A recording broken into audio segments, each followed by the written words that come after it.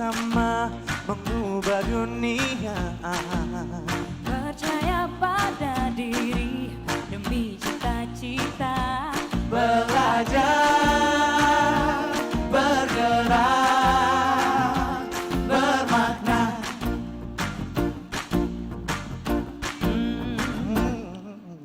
Aku bisa belajar dari ilmumu. Kamu bisa belajar dari yang ku tahu. Belajar, bergerak, bermakna. Okay, everybody. Semua murid, semua guru, semua murid, semua guru, semua murid, semua guru, semua murid, semua guru, semua murid, semua guru, semua murid, semua guru. Meski berbagai budaya, berbagai usia, Dan ingatlah bahwa kita insan yang merdeka. Belajar, bergerak, bermakna. Yeah, yeah, yeah, yeah, yeah.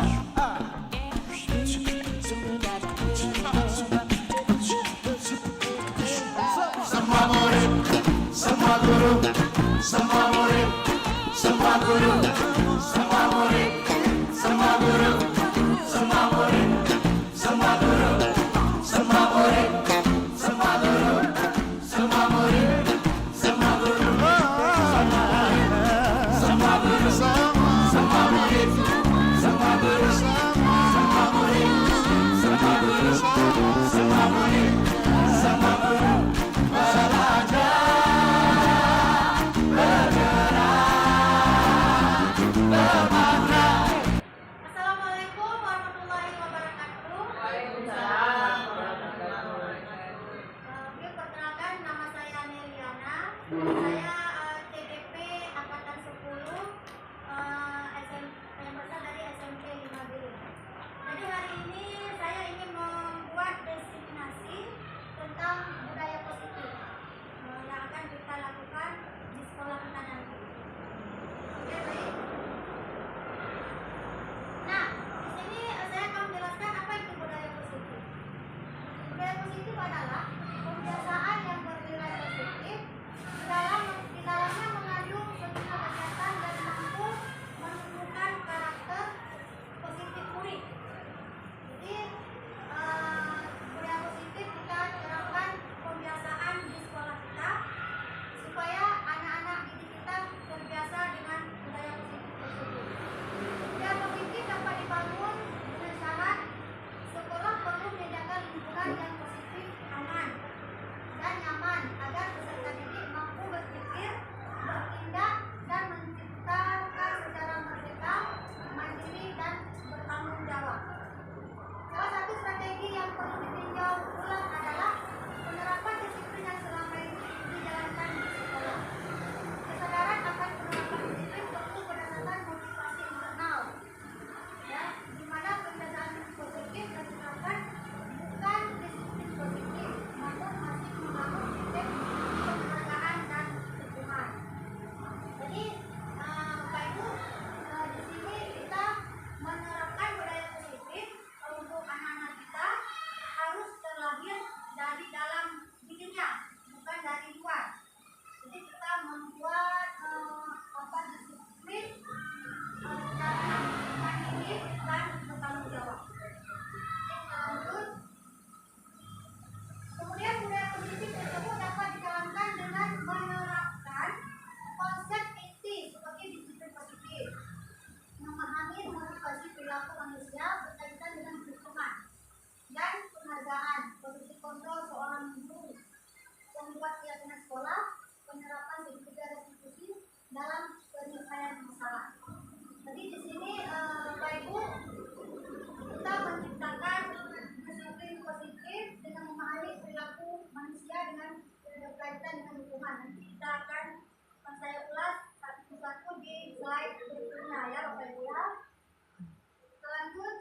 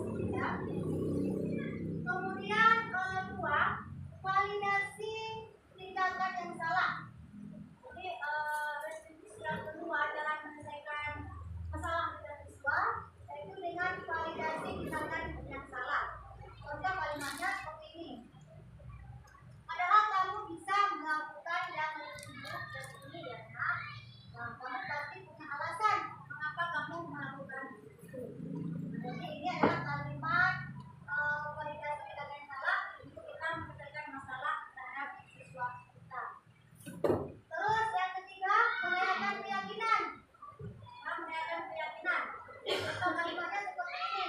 Apa yang kita percaya sebagai kelas atau keluarga? Apa nilai-nilai hukum yang kita telah sepakati? Apakah upaya yang kita tentang kelas dan dunia? Ini salah satu contoh kalimat tentang menaikkan keyakinan kelas terhadap siswa yang melakukan kesalahan tersebut.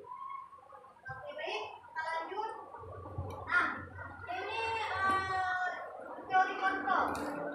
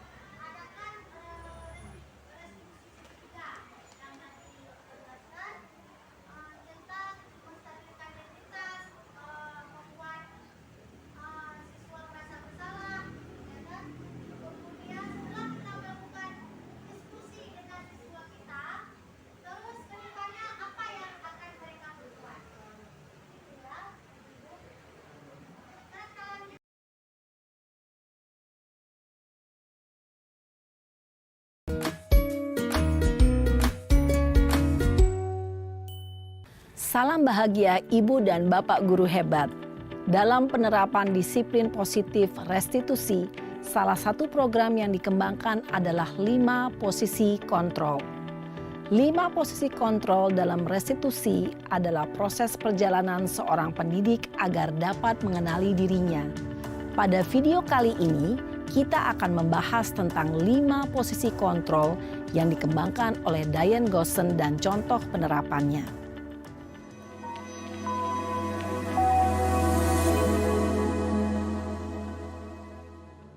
Lima posisi kontrol itu adalah 1. Posisi penghukum. 2. Posisi pembuat merasa bersalah. 3. Posisi teman. 4. Posisi pemantau atau monitor. Dan 5. Posisi manajer.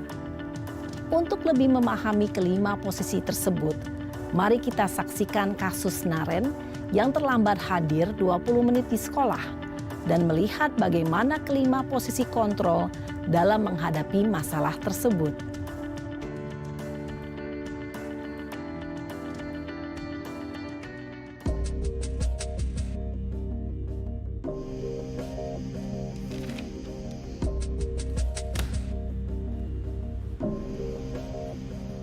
Naren! Sini kamu! Selamat pagi, Bu. Selalu terlambat. Kamu deh, pasti terlambat. Maaf, Bu. Saya... Apa? Apa coba? Alasan kamu apa lagi? Kapan sih kamu tidak terlambat? Malas sekali ya kamu jadi anak. Saya... Dasar pemalas. Gak kapok-kapok sih kamu. Sudah berapa kali terlambat? Sana. Kamu keliling lapangan basket 2 kali. Kenapa saya harus keliling lapangan basket, Bu? Kenapa? Kamu mau lawan ibu? Berani-beraninya jawab. Sudah terlambat, masih berani jawab pula. Sekarang, keliling lapangan basket 5 kali sekalian. Biar kapok. Cepat. Pergi sana ke lapangan basket. Posisi penghukum biasanya berbicara dengan nada tinggi, menghardik, menunjuk-nunjuk, menyakiti, dan menyindir. Hukuman bisa berupa fisik maupun psikis. Ibu dan Bapak guru hebat, dampak yang terjadi pada murid ketika guru berada pada posisi penghukum adalah murid cenderung akan memberontak, bahkan menyimpan dendam.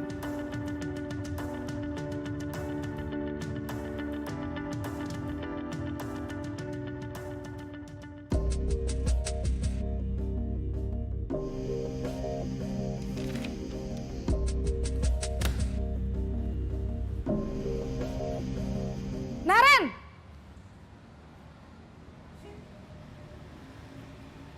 Selamat pagi, Bu. Naren. Kamu kenapa terlambat lagi, Nak? Ya Tuhan, Naren. Kamu senang ya bikin ibu susah ya? Kalau kamu terlambat lagi, nanti ibu yang ditegur Bapak Kepala Sekolah, Nak. Disangka ibu tidak bisa membina kamu. Duh, gimana ini?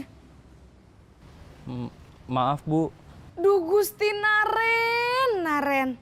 Kamu suka ya kalau ibu ditegur Bapak Kepala Sekolah? Terus, sekarang ibu harus tulis apa ini di buku absen?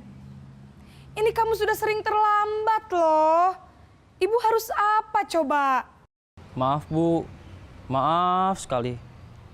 Ya sudah, lain kali jangan bikin ibu susah lagi ya, Nak ya. Ibu tidak akan kuat lagi kalau kamu begini terus. Bisa jantungan kalau ibu ditegur Bapak Kepala Sekolah. Sana cepat ke kelas. Maaf ya, Bu.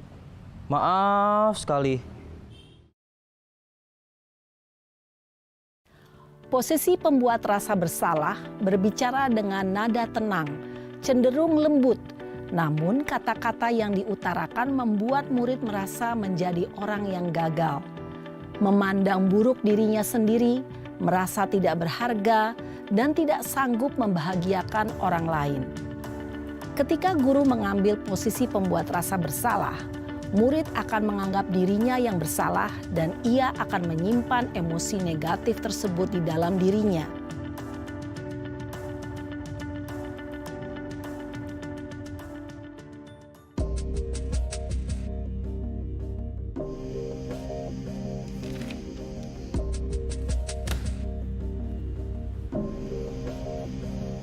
Naren!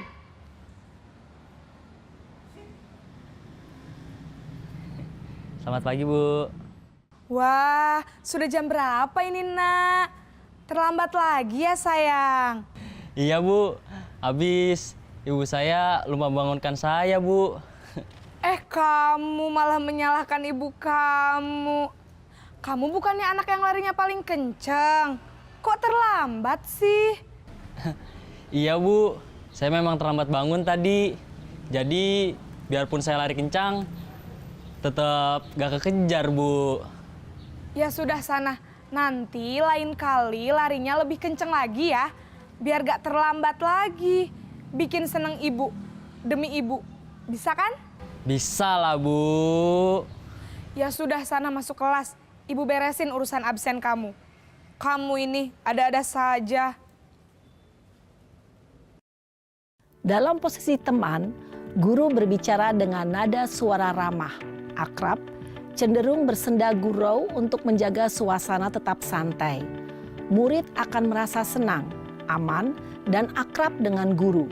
Identitas yang tercipta adalah identitas sukses atau berhasil. Namun, perlu diingat, karena ini masih dorongan eksternal, maka ada faktor ketergantungan dari murid kepada orang tertentu. Di sini, guru absennya, sehingga di lain waktu, murid bisa berperilaku baik, namun hanya kepada orang-orang tertentu saja.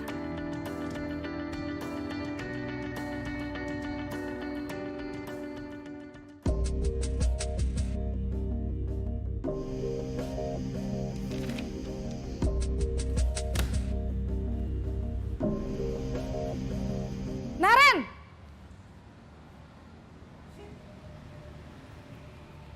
Selamat pagi, Bu.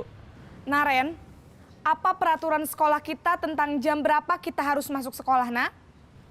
Kita harus di sekolah jam 7, Bu. Iya, betul. Sekarang sudah jam 7.20. Naren sudah tahu konsekuensinya jika terlambat hadir. Paham, Bu.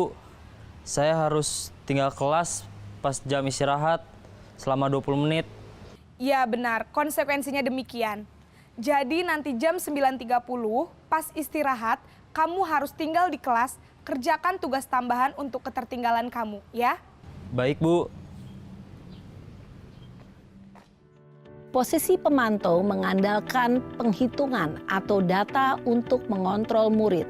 Guru mengarahkan murid berdasarkan peraturan dan konsekuensi. Seorang pemantau menunjukkan bahasa tubuh dan ekspresi wajah yang datar dan cenderung formal.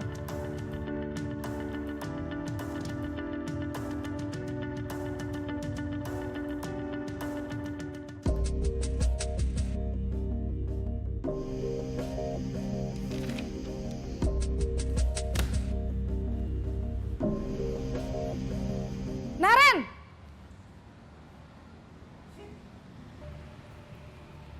Selamat pagi, Bu. Selamat pagi, Naren. Maaf, Bu. Saya terlambat. Iya, sekolah masuknya jam 7, sekarang sudah jam 7.20. Jadi sekarang bagaimana ini, Naren? Maaf, Bu. Saya lupa setel alarm saya semalam.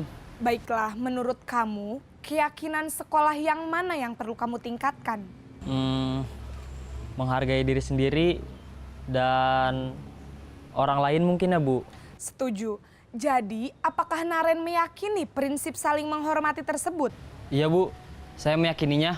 Apakah Naren bersedia memperbaiki masalah keterlambatan ini? Bersedia, Bu. Bagaimana kamu akan perbaiki masalah keterlambatan ini? Saya akan coba untuk tidak lupa menyetel alarm saya, Bu. Baik, kalau Naren lupa menyetel alarm di rumah, ada orang yang kira-kira bisa bantu mengingatkan tidak? Ada, Bu. Kakak saya, Kak Ema. Ada lagi selain Kak Ema? Selain Kak Ema, ada ibu saya. Baik, Jadi yang mengingatkan Naren adalah Kak Emma dan ibu kamu ya? Kira-kira akan mulai setel alarm kapan nih Naren? Setelah pulang sekolah, akan segera saya lakukan. Baik, jadi Naren akan setel alarm untuk bangun besok pagi dan akan diingatkan oleh kakak dan ibunda Naren ya. Ada lagi yang mungkin perlu dilakukan Naren? Agar tidak terlambat bangun lagi. Tidak ada, Bu. Baik Naren, terima kasih untuk kerjasama kamu. Sekarang kamu perlu kembali ke kelas untuk belajar. Baik, Bu. Terima kasih. Posisi manajer adalah posisi kontrol yang disarankan untuk membimbing murid memiliki sikap disiplin yang positif, yaitu murid yang mandiri, bertanggung jawab, dan dapat memecahkan masalah. Tujuan dari posisi ini adalah agar murid dapat berefleksi atas tindakannya.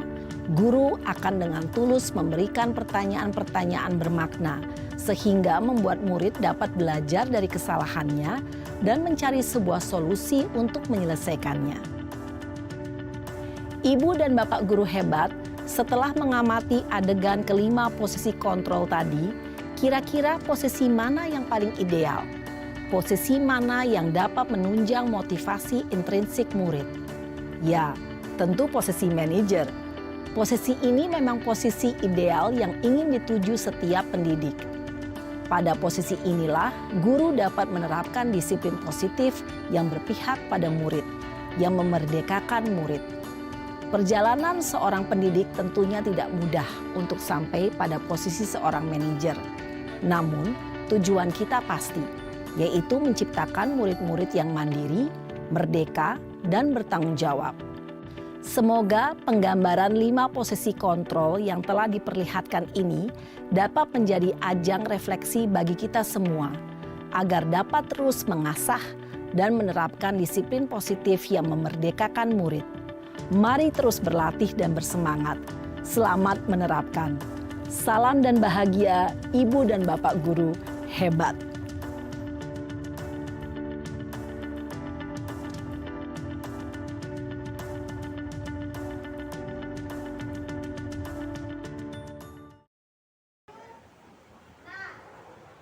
Yang ketujuh, ini ada keyakinan kelas dan segitiga restitusi. Apa itu keyakinan kelas? Tahu tentang apa itu keyakinan kelas? Ya. Jadi di sini tidak lagi disebutkan peraturan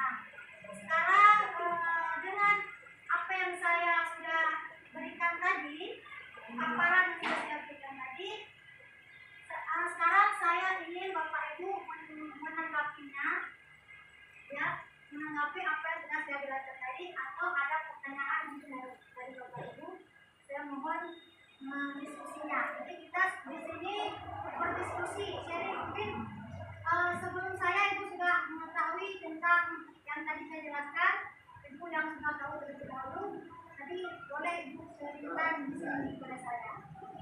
Jadi sekarang pada Bapak Ibu, Ibu menanyakan tentang pertanyaan atau menanggapi apa yang sudah saya jelaskan tadi. Silakan Bapak Ibu menanggapinya. Ada pertanyaan?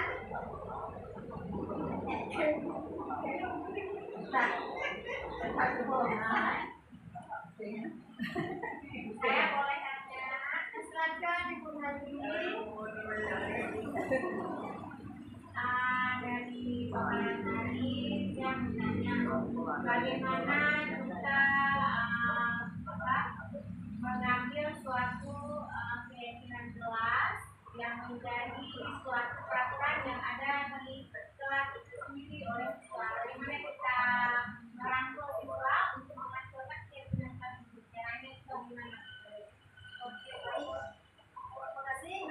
Pertanyaan Ibu Hadi, saya akan menjawab apa yang Ibu ditanyakan. Jadi kalau menurut saya ya,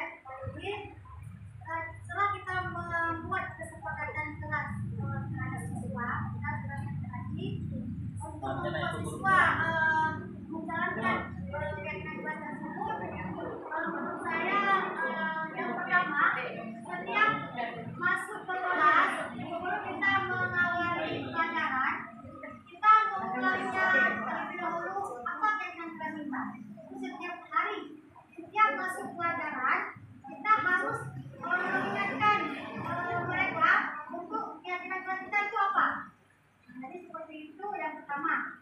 Kemudian yang kedua, kita harus membuat siswa kita itu merasa nyaman, merasa senang tentang apa yang sudah disertai bersama. Jadi menurut saya itu kembali tentang jawabannya. Ada yang lain? Tentang ditanggapi Ibu Putri Dahliani. Baik, saya bukan bertanya ya, lebih ke menanggapi dari hasil paparan kawan kita tentang disiplin positif restitusi. Jadi salah satu program yang dikembangkan di sini adalah 5 posisi kontrol, yaitu penghukum, pembuat rasa bersalah, teman dan pemantau dan manajer. Jadi berdasarkan paparan tadi, misalnya ada anak yang terlambat ke sekolah selama 20 menit. Jadi menggambarkan bagaimana posisi kontrol yang harus kita buat untuk menanggapi anak tersebut. Jadi dari 5 posisi kontrol tersebut posisi manajer sangat baik kita terapkan untuk disiplin positif restitusi yang berpihak pada murid dengan membimbing murid untuk mengatur dirinya berdasarkan kodrat alam dan kodrat zamannya. Jadi di sini mungkin lebih ke posisi kontrol itu aja Bu. Terima kasih. Ya baik, terima kasih Bu Dahliani tentang tanggapannya. Yang Ibu dari tanggapi itu benar sekali ya Bapak Ibu. Kita sebagai guru, kita harus memposisikan diri kita itu sebagai manajer terhadap siswa kita. Siswa kita yang sudah dijelaskan tadi. Jadi posisi manajer itu adalah sebagai teman, sebagai pemantau yang mencakup kesemuanya. Jadi kita harus memposisikan kontrol guru itu adalah sebaiknya sebagai seorang manajer, bukan seorang penghukum ya, atau tadi pemantau dan sebagainya. Jadi lebih kepada posisi manajer. Oke baik. Ada lagi? Oke baik, Bapak Ibu terima kasih untuk hari ini untuk partisipasinya. Saya mengucapkan banyak terima kasih. Lebih kurang saya mohon maaf tentang paparan saya mungkin ada kata-kata yang salah. Saya akhiri. Assalamualaikum warahmatullahi wabarakatuh. wabarakatuh. Waalaikumsalam.